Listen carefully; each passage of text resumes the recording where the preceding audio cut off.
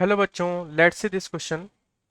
Angle between tangents drawn from the point P √3, 1 to the hyperbola x square upon 9 minus y square upon 5 is equal to 1 is equal to.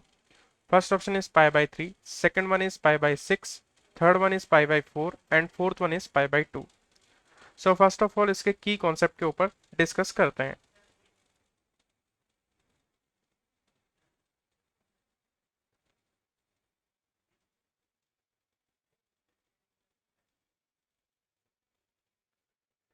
अगर किसी भी बाहरी point से अगर किसी hyperbola के ऊपर अगर टेंजेंट खींची जाए तो वो किस तरीके से होगी। हम यहाँ पर डायग्राम क्रिएट कर रहे हैं। मान लो ये हाइपरबोला है और यहाँ से h, k से हम इस हाइपरबोला के ऊपर टू टेंजेंट ड्रॉ कर रहे हैं।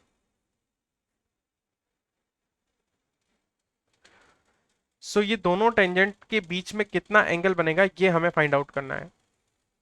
We know that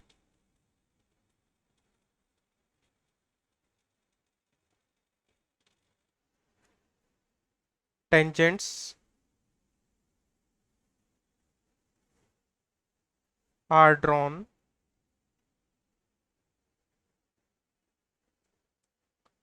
from h, k to the hyperbola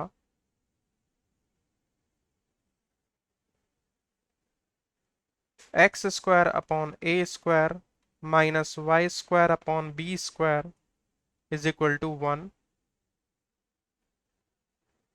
Then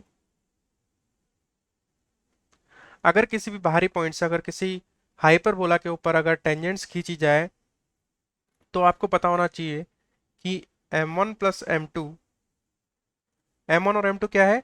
m1 first वाली जो टेंजेंट है इसकी स्लोप है और m2 इस वाली टेंजेंट की स्लोप है। तो m1 प्लस m2 जो होता है वो होता है 2kh upon h square minus a square and m1 into m2 is equal to k square minus k square plus b square upon h square minus a square. ये condition हमें पता होनी चाहिए। इस बेसिक कॉन्सेप्ट का use करके हम इस क्वेश्चन का सॉल्यूशन करेंगे। तो अब आ जाते हैं हम इसके सॉल्यूशन के ऊपर।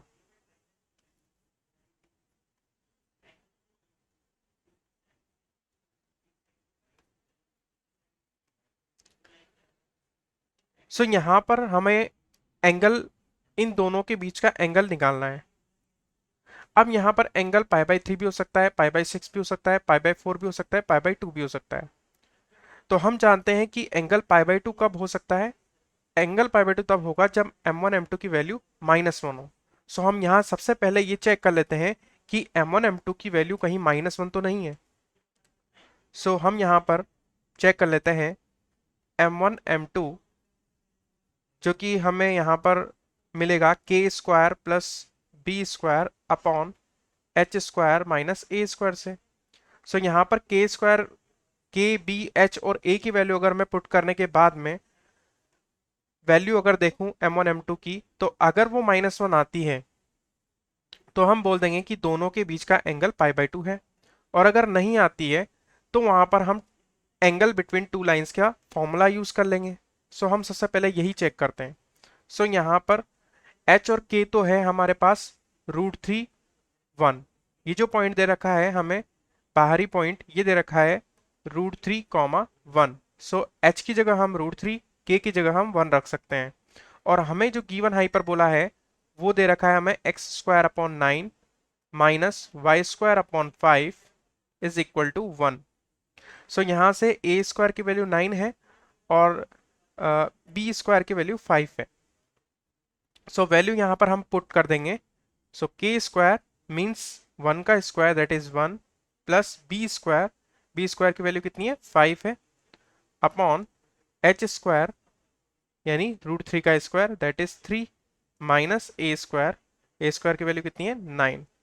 सो यहाँ पर अगर हम देखते हैं तो 5 1 प्लस 6 हो गया और नीचे यहाँ पर आ जाएगा माइनस के 6 और ये 6 से 6 कैंसिल आउट हो जाएगा। सो यहाँ पर हमें मिल जाएगा -1। सो m1 m2 हमारे पास यहाँ पर आ चुका है -1। सो हम कह सकते हैं so angle between tangents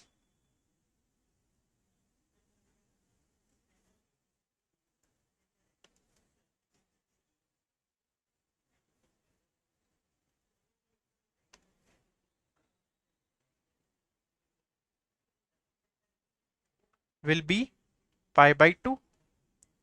So this is our final answer. So option D is correct. I hope you will understand it well. Best of luck.